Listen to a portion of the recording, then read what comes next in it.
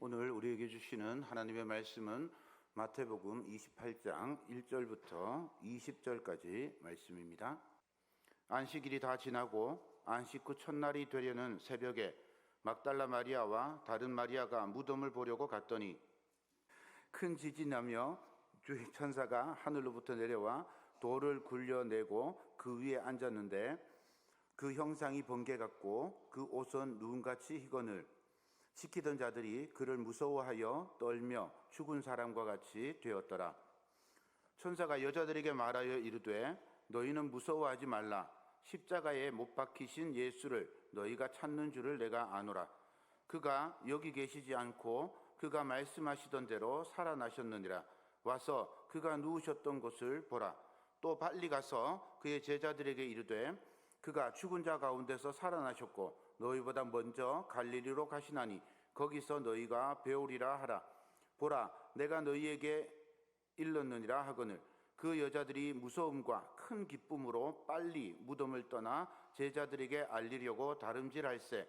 예수께서 그들을 만나 이르시되 평안하냐 하시거늘 여자들이 나아가 그 발을 붙잡고 경배하니 이에 예수께서 이르시되 무서워하지 말라.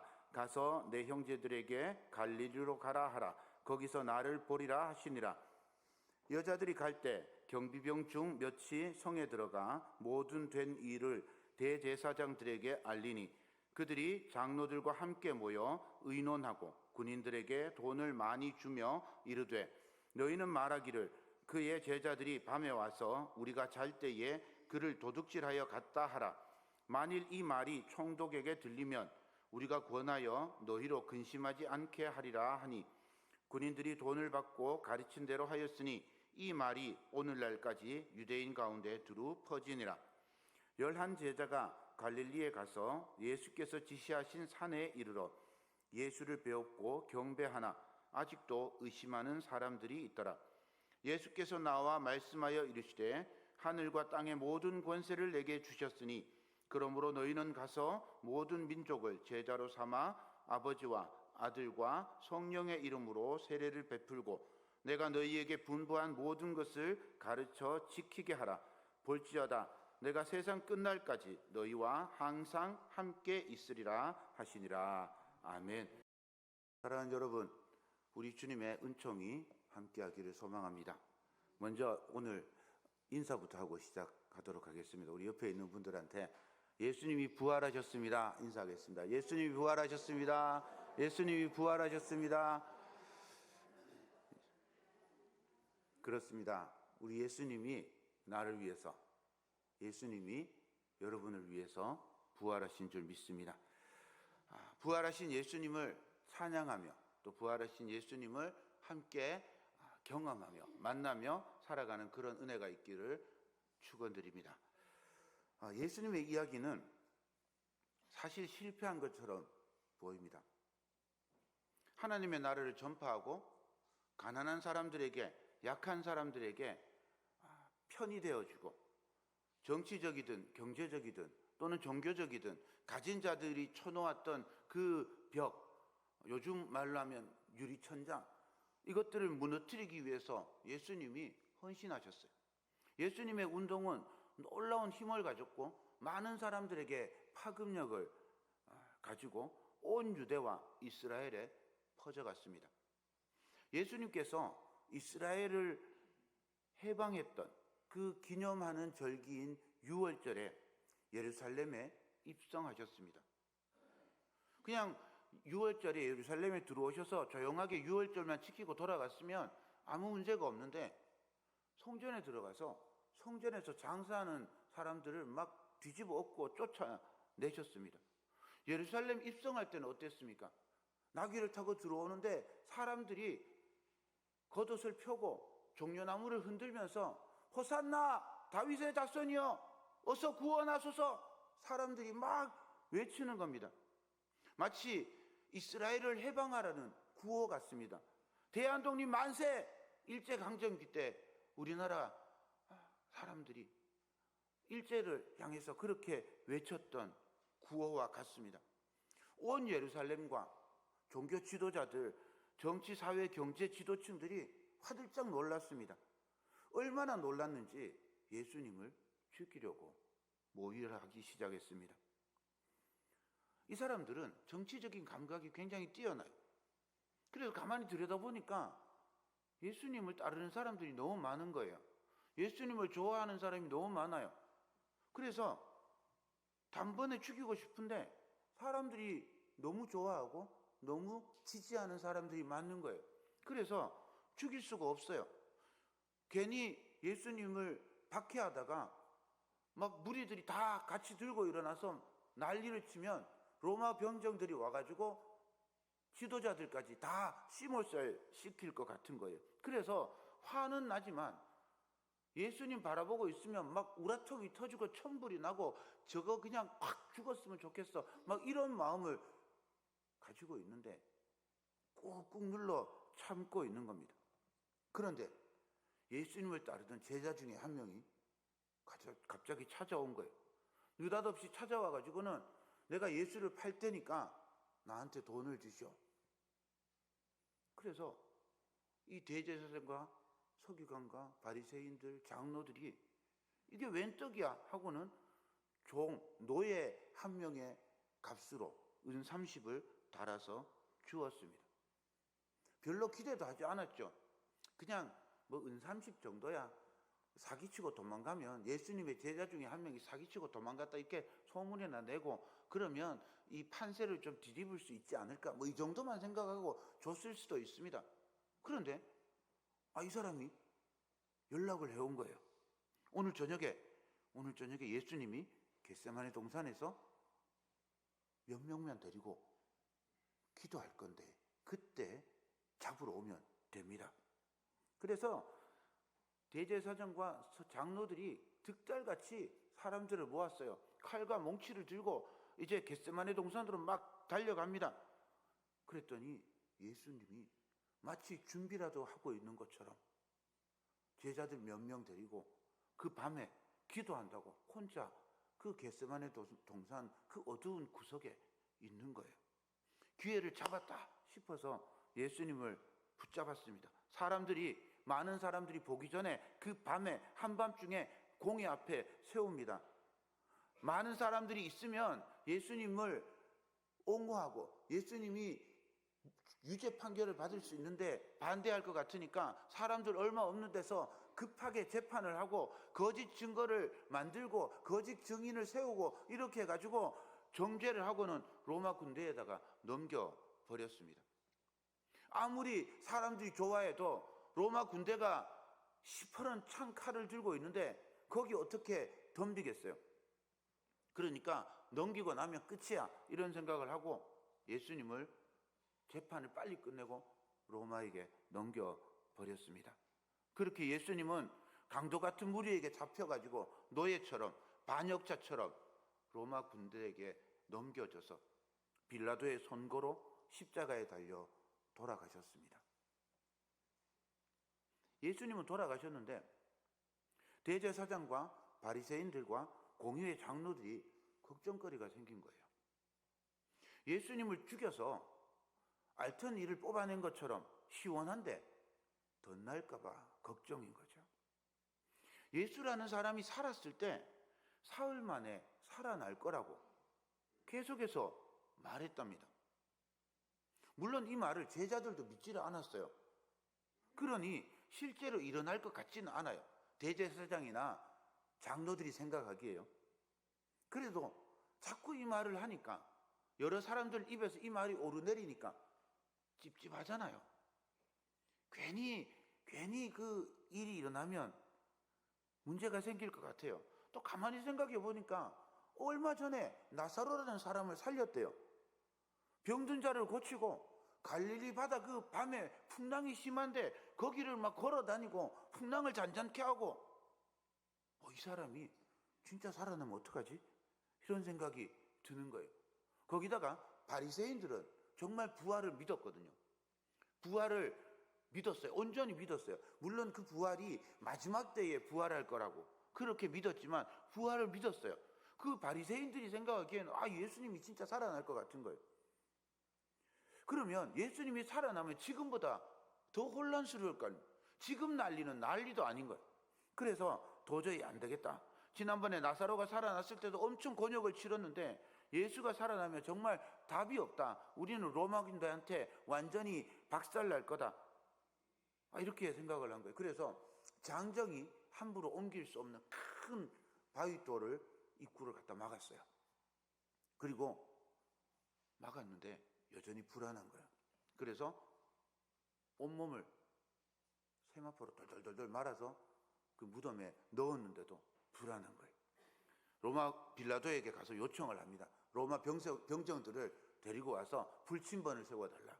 그래서 혹시라도 제자들이 예수님의 시신을 훔쳐가지 않도록 단단히 지키도록 그렇게 로마 병정들이 와서 이제 지키고 있는 거예요.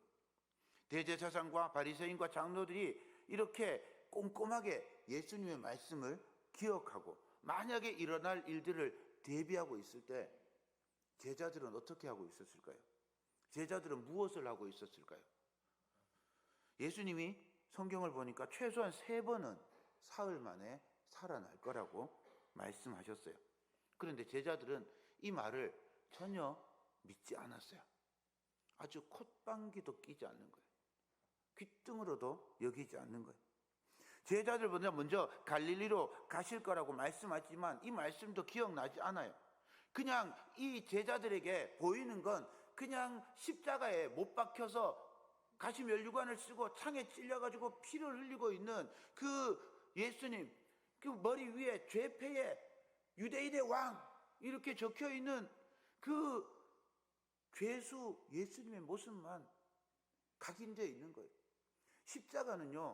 십자가는 그냥 예수님만 돌아가시고 끝나는 게 아닙니다. 우리나라도 최근까지도 연좌제가 있었잖아요. 누가 하나 북한하고 연결돼 있으면 사돈의 8촌까지 높은 자리 못 가거든요. 제가 아는 목사님은요, 이북 출신 교회에 담임 목사로 가게 됐는데 이북에서 내려온 사람하고 사돈의 8촌 요만한 연결고리 하나 있으면 됐는데 그 연결고리가 없어가지고 떨어졌답니다. 요즘도 그런 게 남아있어요. 같은 영천 이러면 무조건 좋아 이거부터 하고 보잖아요.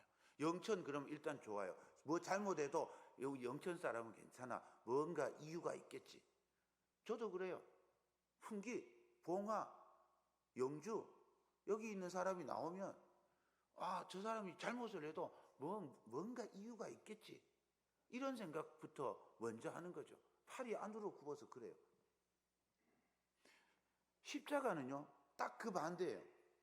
십자가에 달린 죄수와 조금이라도 사돈의 8촌이라도 고향이 비슷하고 연결이 되면 그냥 다 잡아서 죽이는 거예요.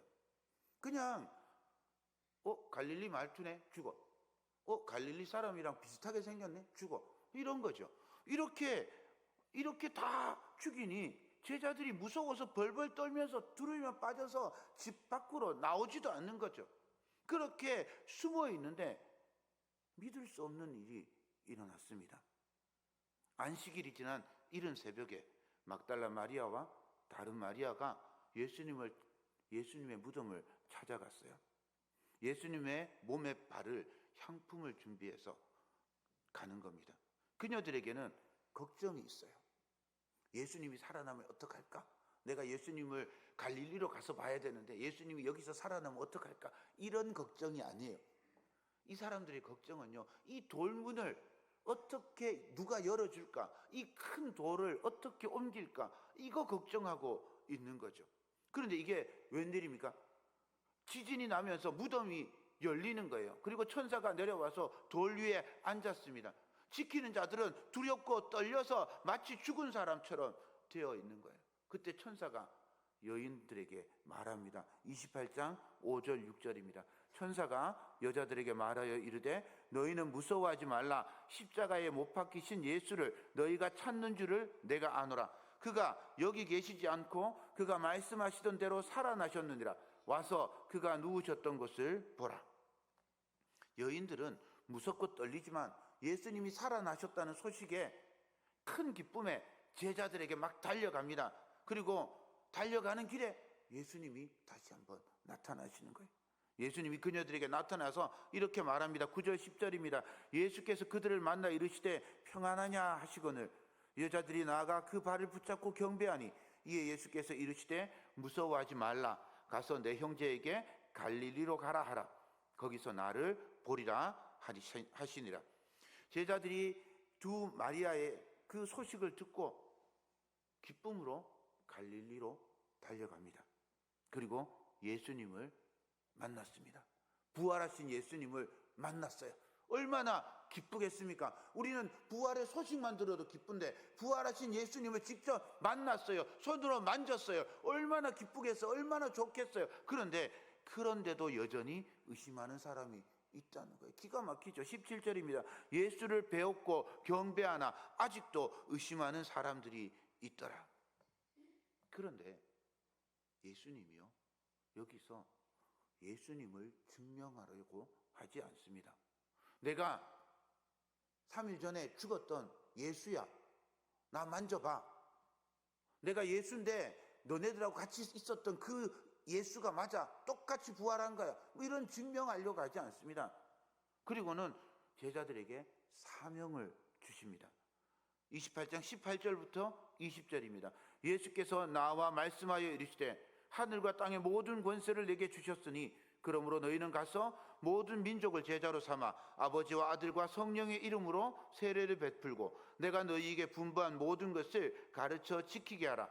볼지어다 내가 세상 끝날까지 너희와 항상 함께 있으리라 하시니라. 제자들은 예수님의 명령을 따라서 세상으로 파송을 받습니다. 세상에서 예수 그리스도를 선포하고 예수님의 부활을 증거하고 그리스도의 제자로 세례를 베풀고 예수 그리스도를 따라서 살아가기 시작을 합니다.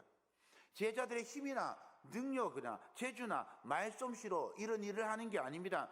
예수 그리스도께서 항상 함께 하시며 무슨 말을 해야 할지 무슨 행동을 해야 할지 깨닫게 해주실 것을 약속해 주셨습니다. 그래서 그 약속을 믿고 예수 그리스도 부활의 증인으로 세상으로 나아가게 되었습니다. 사랑하는 여러분, 저와 여러분의 삶이 예수 그리스도를 부활을 믿고 경험하는 제자의 삶이 되기를 소망합니다. 우리의 삶이 예수님의 부활을 증거하는 그런 삶이 되기를 소망합니다. 지금까지가 예수님의 부활 이야기입니다. 예수님의 부활 이야기를 들으면서 저에게는 질문이 생겼습니다. 왜 성경은 빈 무덤을 이야기하고 있을까요? 그리고 예수님은 부활하신 모습을 왜 로마 황제나 빌라도나 대제사장 가야바, 안나스, 바리새인, 열혈당 같은 사람들에게 나타내 보이지 않고 한낱 여인, 사람 취급도 받지 못하던 여인들에게 나타나셨을까요? 이런 궁금증이 저에게 있었습니다. 여러분은 궁금하지 않으십니까? 재판이나 광고나 선거나 요즘 선거철인데 불리한 건 감춥니다. 자기에게 불리한 건 무조건 감춰요. 논란이 될 만한 건 축소합니다. 그리고 자랑거리가 될 것, 그런 건 엄청 크게 자랑합니다. 광고할 때 우리 제품이 경쟁사보다 좋은 성분이 0.1%라도 있으면요, 그 0.1%가 완전히 제품을 다 뒤바꾼 것처럼 그렇게 광고를 하는 거죠. 그렇게 광고를 하면 사람들이 그 0.1%는 안 보고 그냥 뒤에 있는 이게 좋은 거구나 이것만 생각하는 거예요. 이런 광고들이 광고판에 비일비재합니다. 이것만 그렇습니까? 재판에서도 마찬가지죠. 늘 재판에서는 손해될 만한 건, 질 것 같은 건요, 말을 꺼내지도 않습니다. 비껴가죠. 비켜가면 거짓말은 아니잖아요. 정치인들이 제일 잘하는 거, 프레임 바꾸기. 똑같은 상황인데 이쪽에서 보는 거하고 이쪽에서 보는 게 각도에 따라서 시선이 달라지거든요. 똑같은 사안을 놓고 시선을 바꾸는 거, 넣는 거예요. 이런 것들, 이런 것들을 생각해 보면 예수님의 부활을 증명하려면 대적자들한테 나타나는 게 가장 좋은 일이죠. 로마 황제에게 나타나가지고 내가 예수다, 빌라도에게 나타나서 네가 죽인 예수가 다시 살아났다, 이렇게 말하면 제일 좋잖아요. 그런데 왜 이런 얘기를 안 하시고 빈 무덤이 부활의 증거라고, 여인들의 고백이 부활의 증거라고, 도망자들의 고백이 부활의 증언이라고 그렇게 이야기하고 있을까요? 역사학자들이 동의하는 예수님에 관한 사실은 딱 세 가지입니다. 그러니까 이건 성경에 있는 이야기 말고 세상 사람들, 예수 믿지 않는 바깥에 있는 사람들이 예수님에 관해서 이야기하는 게 딱 세 가지가 있어요. 하나는 뭔가 하면 예수님이 이 땅에 살았다. 그리고 십자가에 달려 돌아가셨다. 무덤에 묻혔다. 그리고 무덤이 비었다. 이거밖에 없습니다. 예수님이 살았다. 십자가에 달려 죽었다. 그리고 무덤이 비었다. 이거밖에 없어요. 그런데 사실은 이것만도 놀라운 일입니다. 다른 어떤 종교의 이야기도 이 역사에 그렇게 드러나지 않습니다. 나머지는 전부 다 증인들의 고백만 남아있어요. 마태복음에서는 이 빈 무덤에 관해서도 경비병들이 대제사장과 장로들에 보고하고 군인들이 잘 때 예수님의 시신을 제자들이 훔쳐갔다라고 거짓말을 막 이렇게 퍼뜨렸습니다. 그런데 만약에 예수님의 부활이 거짓이고 이걸 제자들이 만들어낸 이야기라면 이 증언을 하는 첫 번째 사람은 여인이 아니라 제자들이어야 합니다. 그런데 정작 제자들을 믿지를 않고 오히려 예수님을 만나고도 의심하고 있는 거죠. 제자들이 예수님의 시신을 숨기고 부활했다고 거짓말로 증언했다면 이 복음서에 있는 예수님의 부활 이야기가 더 그럴듯해야 됩니다. 더 개연성이 있어야 되고요. 더 빈틈이 없이 짜맞춰져야 합니다. 그런데 예수님의 이야기는요, 빈틈투성이에요. 예수님의 이야기는요, 법적인 효력도 없는 여인들의 증언밖에 없는 거죠. 부활하고 승천했다 이러면 끝이잖아요. 굳이 빈 무덤 얘기할 필요가 뭐 있어요? 어차피 안 보이는데. 그러면 부활 승천했다 이것만 얘기하면 되지 굳이 빈 무덤이 부활의 증거라고 이야기할 필요가 없는 거죠. 예수님께서 부활하실 것을 제자들한테 계속 말했지만 제자들이 믿지 않았대요. 이거 굳이 기록할 이유가 뭐가 있어요? 제자들이 철석같이 믿었다 이렇게 기록해도 지금 세상 사람들은 믿을까 말까 한데 제자들도 안 믿었대요. 제자들도 안 믿는데 세상 사람들이 믿겠냐 말이죠. 이런 말을 복음서에다가 버젓이 기록해 놓고 예수님 부활했다고 복음서가 증거하고 있는 거죠. 오히려 예수님의 부활의 증거는요, 다른 데서 드러나지 않습니다. 예수님의 부활의 증거는 제자들의 변화된 모습 속에서 드러날 수 있습니다. 예수님이 6월절에 돌아가셨습니다. 그리고 40일 동안 이 땅에 계셨어요. 그리고 승천하시고 오순절에 성령 강림이 사건이 일어납니다. 그러면 제자들이 며칠 동안 기도했어요? 길면 열흘이고요. 짧으면 일주일입니다. 갈릴리에서 예수님 만났잖아요. 예루살렘으로 돌아왔으니까 일주일 정도 기도한 거예요. 자, 그러면 생각해 보십시오. 길면 50일, 짧으면 일주일 사이에 이 모든 일들을 기획하고 준비하고 도망다니고 숨어서 두려워서 죽을까봐 덜덜 떨던 사람들이 갑자기 오순절날 바깥으로 튀어나가가지고 자기들을 죽이려고 했던 대제사장 앞에서 너희들이 예수를 십자가에 못 박았다. 너희들이 예수를 죽였다. 너희들이 죽인 예수를 하나님께서 다시 살리셨다. 이걸 어떻게 선포할 수 있겠냔 말이죠. 꾸며낸 이야기라면 정말 이렇게 선포할 수 있겠냔 말이죠. 죽음을 두려워해서 벌벌 떨던 이 사람들이 하나님의 나라를 선포하고 예수님의 부활을 증거하기 시작했어요. 복음을 전파하기 시작했습니다. 죽음 앞에서 두려워하지 않고 박해가 오고 고난이 오고 환난이 와도 더욱더 복음이 전파되기 시작했어요. 끼워 맞춘 이야기라면, 짜맞춘 이야기라면, 박해받고 고문받고 힘들고 어려우면 나 우리 이거 지어낸 이야기야. 그리고 도망가고 말 거죠. 도망가면 더 잘 살 수 있고 더 편하게 살 수 있는데 왜 굳이 박해를 받고 고난을 받고 이렇게 하고 있겠냐는 거죠. 그 이유가 사도행전에 나옵니다. 사도행전 1장 8절에 예수님께서 이렇게 말씀해 주셨어요. 오직 성령이 너희에게 임하시면 너희가 권능을 받고 예루살렘과 온 유대와 사마리아와 땅끝까지 이르러 내 증인이 되리라.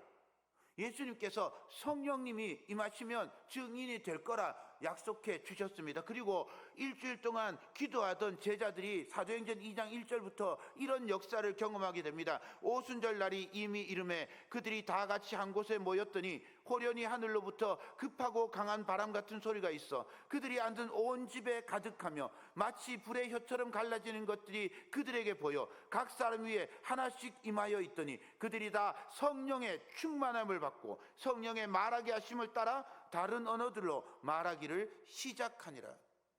사람의 재주나 사람의 능력으로 예수님의 부활을 기획하고 고안해내서 예수님이 부활하셨다 거짓말하는 게 아니라 성령께서 임하시니 두려움에 떨고 있던 이 제자들이 담대하게 나가서 예수님이 부활하셨습니다 선언할 수 있게 된 것입니다.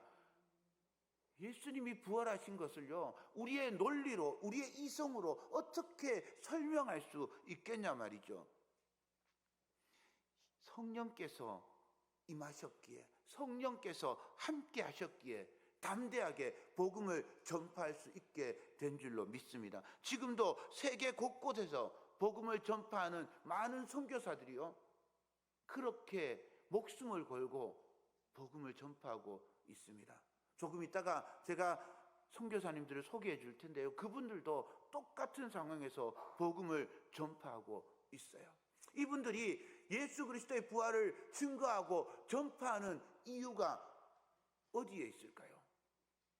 예수님이 부활하셨던 것을 경험했기 때문입니다. 그리고 예수님께서 함께 하신다고 예수님께서 함께 하시는 능력을 힘입었기 때문에 죽음도 두려워하지 않고 박해도 두려워하지 않고 그렇게 예수 그리스도를 전파하게 된 줄로 믿습니다.